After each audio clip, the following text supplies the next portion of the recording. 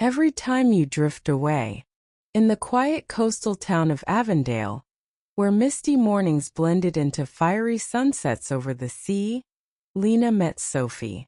They first crossed paths at a small art exhibit downtown, where Sophie was presenting her photographs, snapshots of the world through her adventurous, wandering eyes. Lena, on the other hand, was a local musician, known around town for her haunting songs that somehow felt like secrets being shared. That night, as Sophie explained a photograph to a curious guest, Lena lingered at the edge of the crowd, spellbound by her voice. When Sophie finally noticed her, their eyes met, and in that one look, something silent and powerful passed between them. They spent the next few weeks together, exploring the winding streets, taking long drives along the coast, and sharing stories of past lives and unspoken dreams. Sophie would take Lena to secluded spots she had found on her solo journeys. Hidden cliffs, quiet beaches, and tall hills where the stars shone brighter than anywhere else. In return, Lena would sing to her, letting her songs melt into the night. But Sophie was always drifting, Lena knew. She would talk about far-off places and the thrill of not knowing where she'd wake up next. Lena, on the other hand, felt rooted in Avondale. She loved her cozy life in the little town, with the cafe where she performed, the library she often visited, and the people she'd known for years. The thought of Sophie leaving filled her with a quiet dread. Yet she never asked her to stay. One night on the beach where they shared their first kiss, Sophie spoke the words Lena had feared. "I'm going back on the road soon," she said softly, looking away to the crashing waves. "It's just who I am." Lena felt the ache of it but managed a brave smile. "I know," she replied, her voice steady, though her heart felt fragile. They spent the night there under the stars, neither wanting to be the first to leave. And then the morning came, casting a soft glow over the sands and erasing shadows. Over the next few months, Sophie would come and go. She'd disappear for weeks, only to return with new stories, new memories, new photographs for Lena to admire. Each time she returned, Lena felt whole again, her laughter lighter, her music brighter. But each time Sophie left, Lena felt that familiar ache, as if Sophie was taking a little piece of her heart each time she drifted away. Lena poured that feeling into her songs, each melody capturing the bittersweet cycle of reunion and parting. Her friends noticed a change in her music, a depth, a rawness, as if she were putting fragments of herself into every song. One evening, after Sophie had been gone for what felt like an eternity, Lena was performing at the cafe. She sang a new song, one that captured the feeling of holding on and letting go all at once. As her fingers danced over the guitar strings, she glanced up, and there, standing at the back of the room, was Sophie. Her heart leapt, a mixture of joy and longing, relief and ache. Sophie moved forward, her eyes locked on Lena's, her expression unguarded, showing everything she'd never dared to say aloud. After the performance, they walked down to the beach in silence, the ocean shimmering under the moonlight. Sophie took Lena's hand, and in that simple touch, Lena felt a promise, one that didn't require words.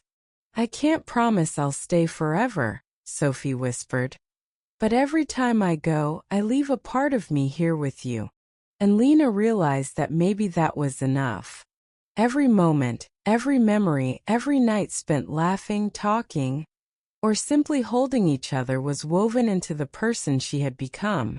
Sophie would always be a part of her, wherever she was in the world. As they stood by the shore, the waves lapping at their feet, Lena's heart felt lighter. Sophie might always have the need to wander, to drift. But Lena knew she'd always return, even if only for a little while. And that was a piece of her heart she was willing to give. The waves whispered their secrets to the sand as Lena and Sophie held each other close, letting the rhythm of the sea remind them that love, like the tides, was something they'd learned to carry with them, no matter where the journey led. The days following Sophie's return felt like a gift, each one unwrapping a new moment between them.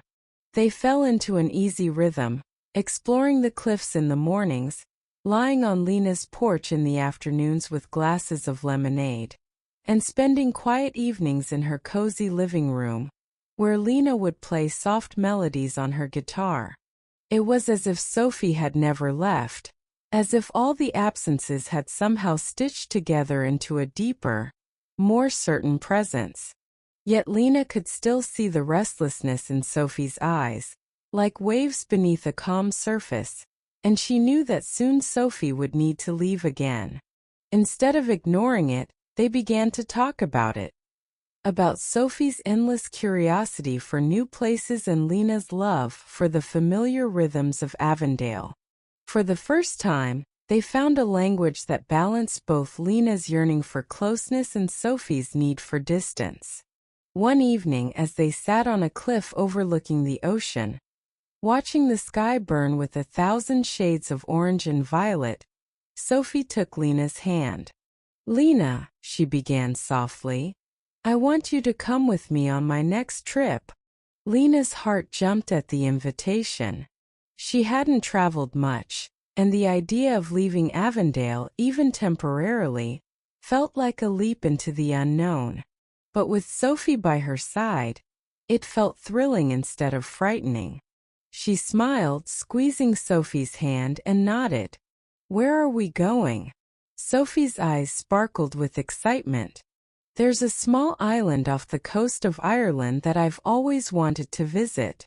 It's a place with craggy cliffs, deep green fields, and wildflowers that grow right up to the water. I think you'd love it there."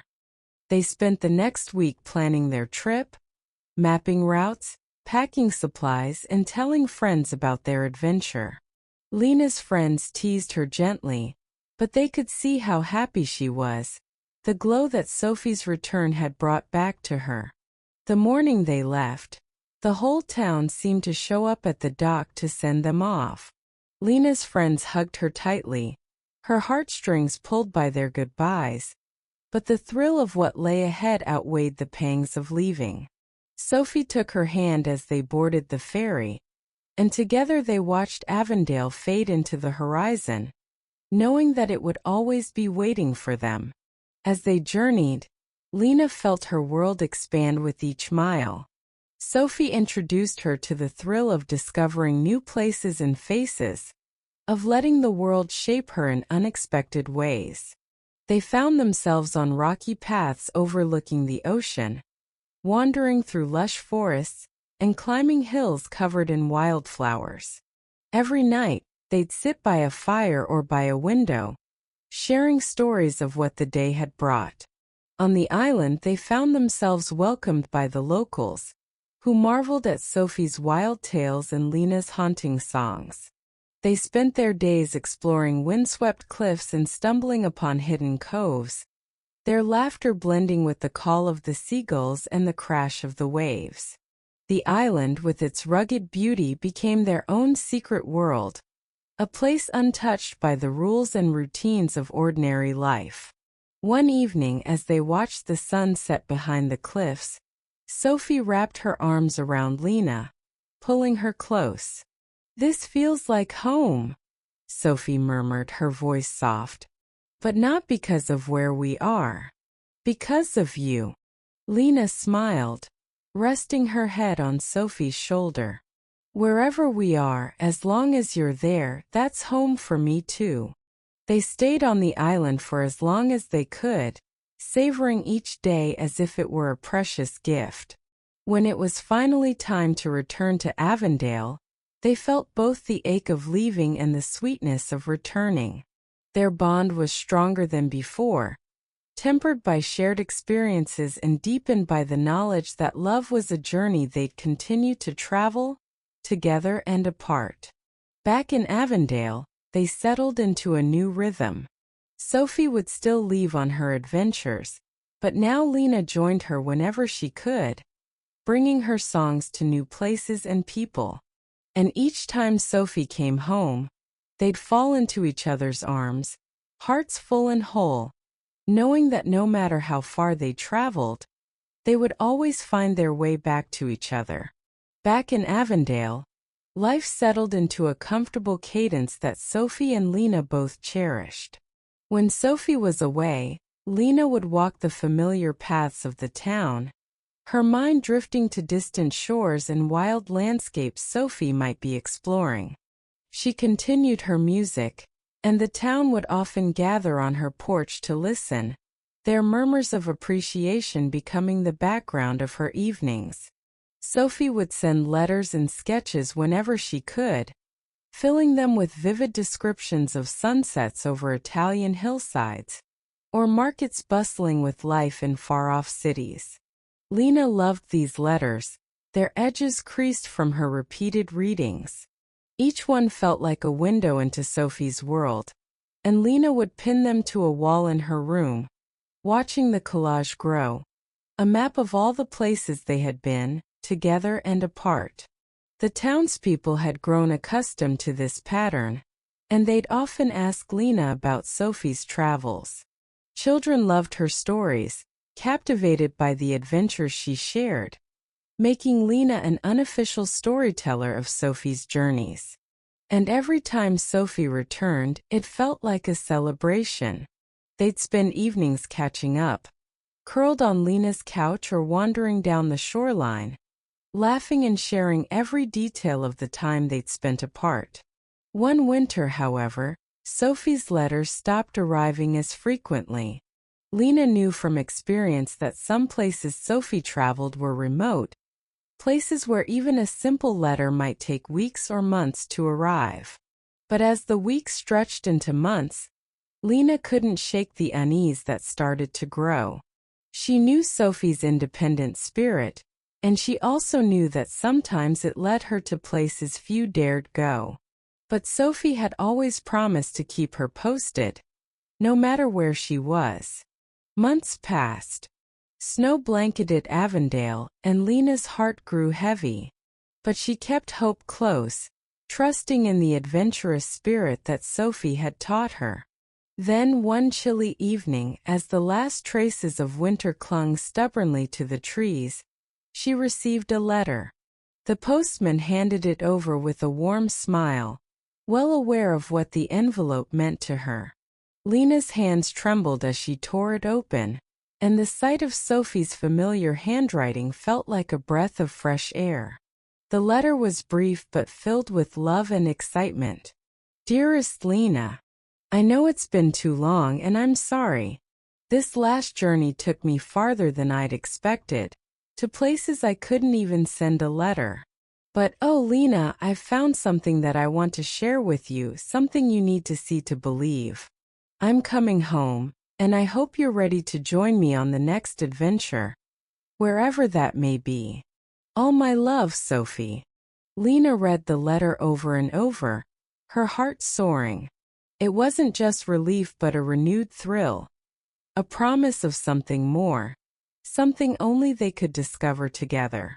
She spent the next days eagerly preparing, imagining where they might go next, knowing this journey would be different.